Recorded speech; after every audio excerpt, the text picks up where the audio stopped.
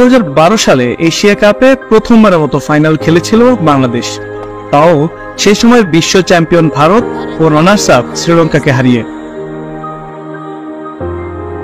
প্রথম ম্যাচে পাকিস্তানের বিপক্ষে 30 রানের হার দিয়ে শুরু হয়েছিল বাংলাদেশের এশিয়া কাপ যাত্রা। সে ম্যাচে বল হাতে 2 উইকেট নেওয়ার পাশাপাশি ব্যাট হাতে দলের 66 বলে 64 রান করেছিলেন দলের সেরা তারকা সাকিব আল হাসান। জয়ের জন্য তার জায়গা থেকে সর্বোচ্চ চেষ্টা তিনি করেছিলেন, কিন্তু সতীর্থদের কাছ থেকে সাপোর্ট না পাওয়ায় তার হয়ে ওঠেনি। বাংলাদেশের পরের ম্যাচ ভারতের সাথে, ফাইনালের আশা বাঁচিয়ে রাখতে হলে জয় ছাড়া বিকল্প নেই। ওই সময়ে ভারত বিশ্ব চ্যাম্পিয়ন, তারকাখচিত ভারতের স্কোয়াডে ছিলেন মহেন্দ্র সিং ধোনি, বিরাট কোহলি, গৌতম গম্ভীর, সুরেশ রায়না সহ সব তারকা ক্রিকেটাররা। এছাড়া ক্রিকেট ইতিহাসের সেরা খেলোয়াড় সচিন টেন্ডুলকারের শেষ এশিয়া কাপ ছিল এটা। ফলে এশিয়া কাপ জয়ের স্বপ্ন নিয়ে বাংলাদেশে এসেছিল তারা। সেই ম্যাচে বাংলাদেশের ফাইনালে আশা টিকে রাখতে হলে জয়ের বিকল্প ছিল না। ভারতের এমন স্কোয়াডের বিপক্ষে বাংলাদেশ জিতবে এমন স্বপ্ন হয়তো কোনো বাংলাদেশি সমর্থক দেখার সাহস পাচ্ছিল না। এমন সব ক্রিকেটার থাকা সত্ত্বেও ভারতকে সেদিন সেই ম্যাচ হারতে হয়েছিল সাকিবদের কাছে। ক্রিকেটের ঈশ্বর খ্যাত সচিন টেন্ডুলকার সেই ম্যাচে পৌঁছেছিলেন সেঞ্চুরি ল্যান্ডমার্কে।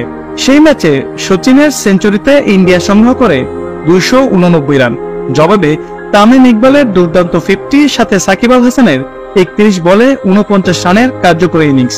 4 বল হাতে রেখেই জয়ের বন্দরে পৌঁছায় বাংলাদেশ। টিকে থাকে ফাইনালের আশা। পরের ম্যাচ শ্রীলঙ্কার সাথে, জিতলেই নতুন ইতিহাস রচনা করবে বাংলাদেশ। প্রথমবারের মতো খেলবে এশিয়া কাপের ফাইনালটা। বলা যতটা সহজ ছিল, ম্যাচটা তার চেয়েও কঠিন ছিল। কারণ মাহেলা জয়বর্ধনে, উপুল থারাঙ্গা, কুমার সাঙ্গাকারা, তিলকারত্নে দিলশান, লাসিথ মালিঙ্গা, অ্যাঞ্জেলো ম্যাথিউস, তিসারা পেরেরাকে নিয়ে গড়া দলটা কতটা শক্তিশালী ছিল তা সবার জানা। বৃষ্টি বিঘ্নিত নতুন ইতিহাস গড়ার ম্যাচে টসে জিতে ফিল্ডিং এর সিদ্ধান্ত গ্রহণ করে বাংলাদেশ। প্রথমে ব্যাট করতে নেমে 232 রান সংগ্রহ করে শ্রীলঙ্কা। বৃষ্টির কারণে 40 ওভারে বাংলাদেশের সামনে লক্ষ্যমাত্রা দাঁড়ায় 212। তামিমের 50-র সাথে সাকিবের 46 বলে 56 রানে 13 বল হাতে রেখে জয় তুলে নেয় বাংলাদেশ। প্রথমবারের মতো পৌঁছে যায় ফাইনালে। ক্রিকেট জোয়ারে ভেসে ওঠে পুরো বাংলাদেশ। সেই জয়ের প্রধান নায়ক সাকিব আল হাসান। ব্যাট হাতে 56 রানের পাশাপাশি তুলে নেন 2 উইকেট। ম্যান অব দ্য ম্যাচও হন তিনি। এরপর সেই স্বপ্নের ফাইনাল, যে ফাইনালকে ঘিরে পুরো দেশ এক হয়েছিল। চায়ের দোকান থেকে শুরু করে মিরপুর শেরেবাংলা ক্রিকেট স্টেডিয়াম, ক্রিকেটের জোয়ারে ভাসছিল সবাই। টসে জিতে ফিল্ডিং এর সিদ্ধান্ত গ্রহণ করে বাংলাদেশ। সাকিব রাজ্জাকদের নিয়ন্ত্রিত বোলিংয়ে পাকিস্তানকে মাত্র 236 রানে আটকায় টাইগাররা। জবাবে ব্যাট করতে নেমে তামিমের 50-র সাথে সাকিবের 72 বলে 68 রানও জয়ের বন্দরে পৌঁছাতে পারেনি। বাংলাদেশকে হারতে হয় 2 রানে।